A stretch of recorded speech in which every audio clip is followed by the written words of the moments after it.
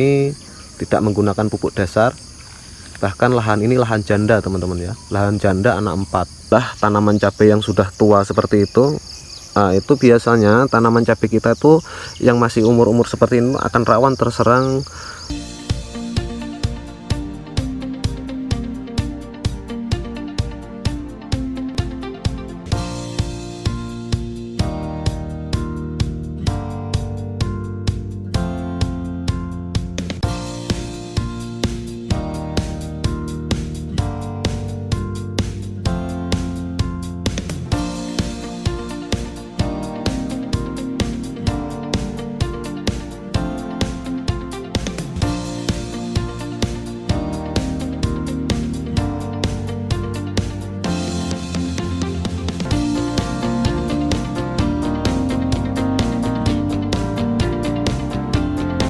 Assalamualaikum warahmatullahi wabarakatuh.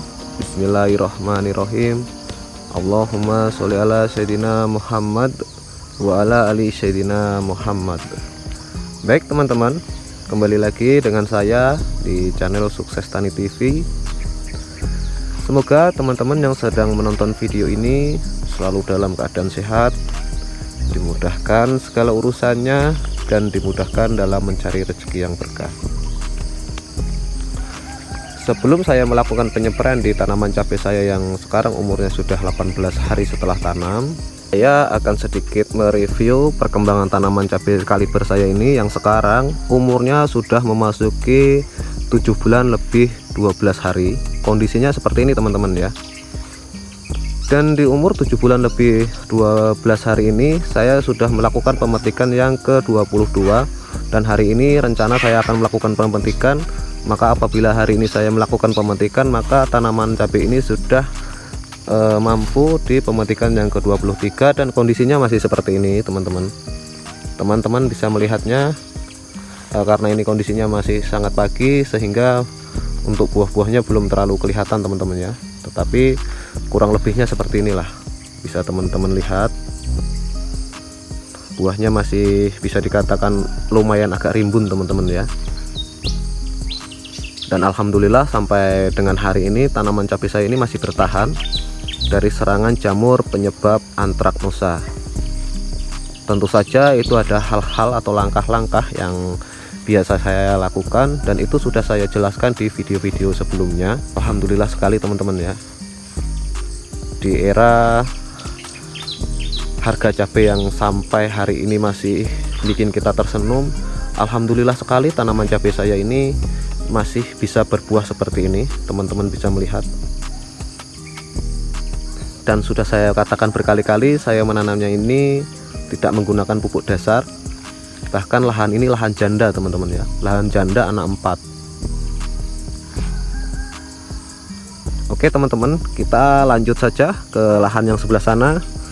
Saya akan melakukan perawatan, melakukan penyebaran untuk mengendalikan serangan hama. Termasuk juga saya akan memberikan nutrisi melalui via spray.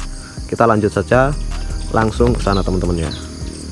Baik teman-teman, sebelum saya melakukan penyebarannya, saya akan memperlihatkan terlebih dahulu bagaimana kondisi tanaman cabai saya ini yang sekarang sudah memasuki umur 18 hari setelah tanam. Dan di umur 15 hari yang lalu saya sudah melakukan pengocoran, dan teman-teman mungkin sudah menontonnya.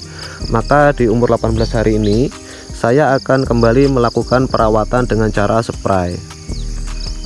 Yang teman-teman perlu ketahui ya, ini mohon maaf sekali, bukan bermaksud untuk menggurui. Saya sarankan bagi teman-teman yang menanam cabai di sebelah tanaman cabai yang sudah tua seperti itu, itu biasanya tanaman cabai kita tuh yang masih umur-umur seperti ini akan rawan terserang hama teman-teman ya, seperti kutu-kutuan, terus trip apa segala macam lah itu ya teman-teman.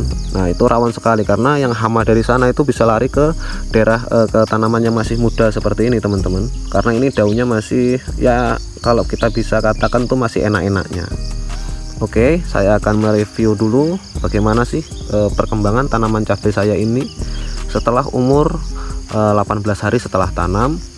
Nah jadi kondisinya seperti ini teman-teman. Nah ini kan sudah mulai terlihat teman-teman ya. Bahkan ini yang kemarin tuh dimakan siput ini sudah mengeluarkan tunas yang lumayan ya, udah mulai kelihatan besar. Susulan, maksudnya tunas susulan, karena ini bekasnya dimakan siput teman-teman waktu masih kecil. Saya biarkan, alhamdulillah tunasnya sudah seperti ini. Saya melakukan pengocoran kembali nanti di umur 20 hari. Nah, kita cek dulu teman-teman ya. Nah, alhamdulillah ya, bisa dikatakan ya walaupun nggak terlalu subur tapi ya standar lah teman-teman ya, karena saya menanamnya ini tanpa menggunakan pupuk dasar apapun. Saya hanya membuat gulutan terus saya tutup mulsa seperti itu saja. Tunas-tunasnya nanti sebentar lagi ini akan kelihatan ya, karena ini sudah mulai kelihatan bakal-bakalnya nih. Untuk daunnya alhamdulillah sehat teman-teman. Oke teman-teman, langsung saja kita melakukan penyepraiannya, terus ikuti insek apa dan nutrisi apa yang akan saya berikan ke tanaman cabai saya ini. Baik teman-teman, penyepraian kali ini agak terkendala ya, karena pala hujan ini. Tapi tidak apa-apa, saya akan tetap melakukan penyepraiannya setelah nanti hujan ini sudah reda dan daunnya sudah mulai agak kering. Saya tetap akan melakukan penyepraiannya. Dan obat apa yang akan saya berikan, jadi ini teman-teman. Nah ini saya untuk nutrisinya saya gunakan asam amino teman-teman. Nah asam amino ini saya mix dengan Gandasil D teman-teman ya. Terus untuk insektisidanya saya gunakan Demolis, ini untuk menghindari serangan kutu-kutuan. Dan untuk fungisidanya saya tetap gunakan Giflo teman-teman ya, tetapi ini tidak saya mix dengan menggunakan fungisida yang cara kerjanya sistemik. Jadi saya hanya menggunakan Giflo ini dengan bahan aktif jiram, dan ini cara kerjanya kontak teman-teman ya. Akan bertanya ya, kenapa saya menggunakan Gandasil D padahal kan tanaman ini habis diguyur hujan nih. Terus di daerah saya juga ini masih musim hujan. Jadi menurut pengalaman saya teman-teman ya, walaupun di saat musim hujan, Gandasil ini tetap saya berikan ke tanaman cabai yang masih dalam masa pertumbuhan seperti ini teman-teman, atau masa vegetatif, tetap saya berikan. Karena apa? Di dalam Gandasil D ini sudah mengandung fosfor dan kalium juga, dan ditambah dengan unsur mikro lainnya teman-teman, kayak seperti magnesium, mangan, boron, tembaga.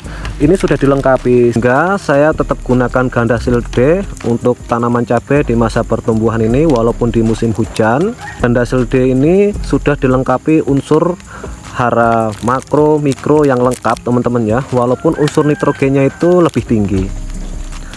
Kenapa saya berani menggunakan Gandasil D? Karena beberapa hari yang lalu saya sudah mengocorkan tanaman cabai ini dengan pupuk yang mengandung unsur kalsium teman-teman ya. Jadi tetap saya gunakan Gandasil D ini untuk penyepraian kali ini, dan ini penyepraian yang pertama kali teman-teman ya, untuk menunjang pertumbuhan sekaligus untuk menjaga tanaman cabai ini agar tidak terserang hama, kutu, dan agar terhindar dari serangan jamur. Bisa diketahui bersama, apabila tanaman cabai yang di sebelah tanaman tua seperti itu teman-teman ya, ini sangat diwaspadai karena serangan kutu-kutuan itu biasanya akan cepat menyerang ke tanaman cabai yang masih muda seperti ini. Kita harus waspada, kita harus kendalikan sejak dini sehingga biaya yang kita keluarkan pada saat nanti tidak membengkak karena kita harus mengobati. Jadi mungkin seperti itu saja teman-teman ya, untuk penyepraiannya seperti ini teman-teman. Untuk menyepreikan tanaman cabai kita dengan menggunakan Gandasil D dan asam amino, sebisa mungkin tuh sampai basah teman-teman daunnya ya, sampai basah. Kalau kita ibaratkan tuh sampai airnya tuh agak menetes ke bawah. Jangan spray model spray cepat atau spray lari ya, kita spraykan pelan-pelan saja sampai dalam kondisi daunnya tuh benar-benar basah. Terus bagaimana nanti perkembangannya, teman-teman terus ikuti videonya. Bagaimana tanaman cabai saya ini ke depan, apakah selamat atau saya harus menghadapi beberapa penyakit. Terus ikuti videonya biar kita sama-sama lihat. Dan apabila ada pengalaman teman-teman yang mungkin perlu disampaikan, silahkan sampaikan. Ayo kita berdiskusi. jangan-jangan ada pengalaman teman-teman yang mungkin saja itu bisa saya pakai untuk saya dalam budidaya tanaman cabai ini. Karena pada dasarnya seorang petani cabai terkhususnya itu tidak ada petani yang suhu. Dan saya tegaskan sekali lagi, saya menanam cabai ini tanpa menggunakan pupuk dasar apapun dan juga tanpa sterilisasi lahan. Saya hanya membuat bedengan, terus saya tabur kapur dolomit tipis-tipis, lalu saya tutup mulsa dan saya langsung tanami teman-teman ya. Tidak harus menunggu berapa hari ditanam apa segala macam. Dan kondisinya seperti ini. Nanti kita lihat sama-sama perkembangan kedepannya seperti apa, terus pembuahannya seperti apa. Ayo kita saksikan bersama agar apa yang saya sampaikan ini tidak bias atau sekedar omong kosong. Karena saya meyakini bahwa apabila tanah ini ditumbuhi rumput seperti itu, insya Allah tanaman cabai kita ini juga akan tumbuh. Dan saya mengajak kepada teman-teman semua bahwa menanam cabai itu tidak harus dibeginikan dan begitukan. Kita lakukan sesuai kemampuan kita dan bagaimana nanti perkembangannya.